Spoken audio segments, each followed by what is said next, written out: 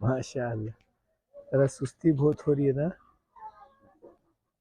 فجر کی نماز پڑھ کے سو گئے؟ پڑھ رہا ہوں آج ہی. ہاں ہاں وہی بول رہا ہوں میں. سستی ہو رہی ہے بول کر بول رہا ہوں. سستی کا معاملہ یہ ہے کہ ہم لوگ ہمیشہ چوکنا رہنا احکام خدا میں.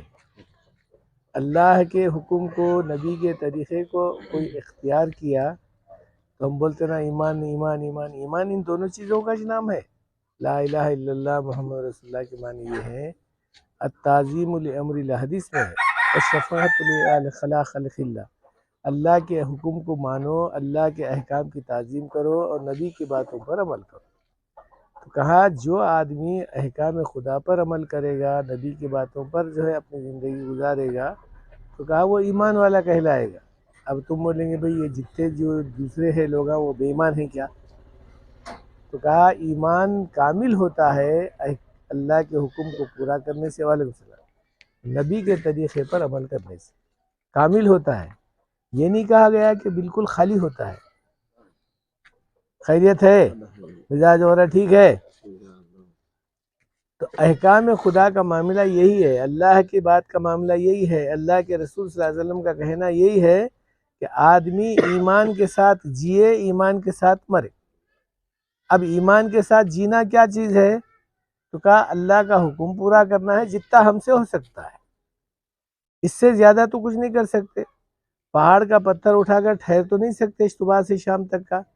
تو کہا جتنا آدمی سے ہو سکتا اتنا ہی کرنے کا نام اللہ کا حکم کو پورا کرنا ہے. اور جو اللہ تعالیٰ بتائے ہیں اس میں کسی قسم کی زیادتی بھی کرنا نہیں ہے، کمی بھی کرنا نہیں ہے. مگر اب یہاں یہ ہے کہ بھئی آدمی کی طاقت کے مطابق تو کام کرتا ہے، اس سے زیادہ کیا کرے گا؟ تو کہا جتنی طاقت کا ہے معاملہ ہے اتنا ہی اگر عمل کر لیا. اللہ جانتا ہے ہماری بات کو، ہماری چیز کو، ہمارے عمل کو. اللہ کے رسول صلی اللہ علیہ وسلم کا فرمان ہے آدمی کے جتنے بس میں ہے وہ کام وہ آدمی کر لے، پھر اللہ تعالیٰ کے اپنے بس میں ہے ساری کے ساری باتوں کو پورا کر لے.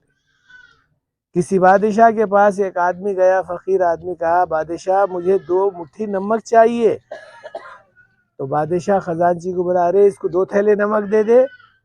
تو بعد میں وہ خزانچی بولا بادشاہ انہیں تو 2 مٹھی مانگ رہا ہے.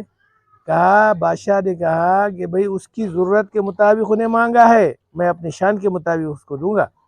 تو ہم اللہ سے اگر پوری دنیا اور ساری دنیا کی چیزیں بھی اگر مانگ لے تو یہ اللہ کے سامنے تو 2 مٹھی کے برابر ہی چاہیے. تو اب کہا ان اللہ لا یستحی ان یضرب مثلا ما بعوضہ. اللہ تعالیٰ جو ہے مثال دیتا ہے دنیا کی حقیقت میرے سامنے مچھر کے پر کے برابر بھی نہیں ہے. تو پھر ہماری کیا حقیقت ہے؟ تو کہا حقیقت اگر ہے تو اللہ کی، اللہ کے رسول کی ہے اور اللہ کے احکام کی پابندی کی ہے. جو آدمی زبان سے اللہ اللہ کہے لا تقوم الساعة حتى يقال في الارض اللہ اللہ، اللہ کا نام لینے والا روئے زمین پر رہے گا، ساری زمین کو، سارے آسمان کے نظام کو اللہ باقی رکھے گا. تو معلوم یہ ہوتا ہے کہ دنیا کی حقیقت تو نہیں ہے مگر دنیا میں اللہ کے نام کی حقیقت ہے جس کی وجہ سے دنیا باقی ہے.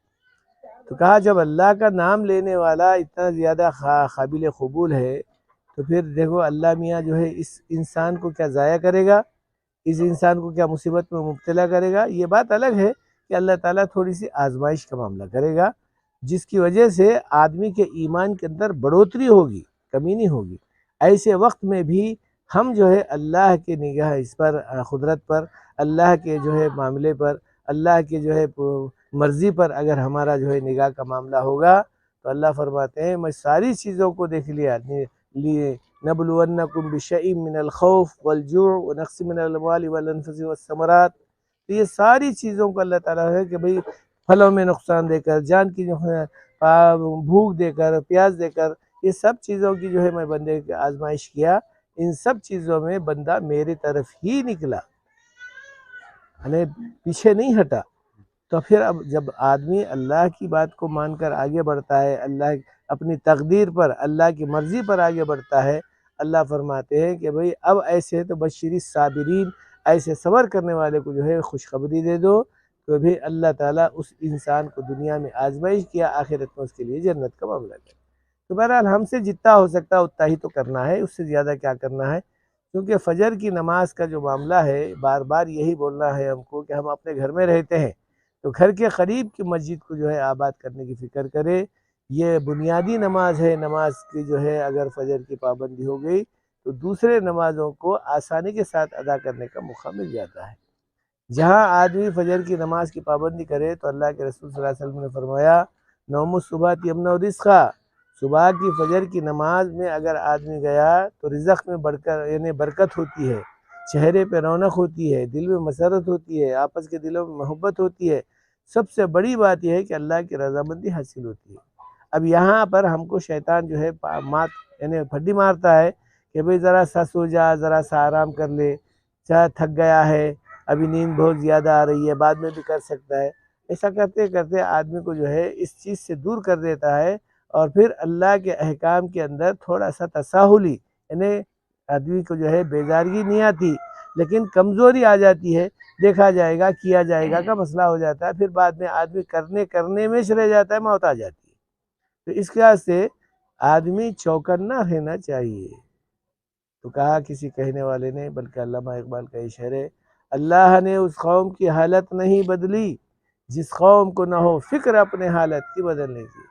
اپنے آپ کو بدلنے کی فکر کرا تو انشاءاللہ دنیا میں بھی سنبھل جائے گا، آخرت میں بھی سدھر جائے گا. تو ہماری گزارش ہے کہ بھئی نماز کی جو ہے یعنی پابندی ایسا کرنا ہے کہ وہ ذرا سا غفلت میں نہیں رہے.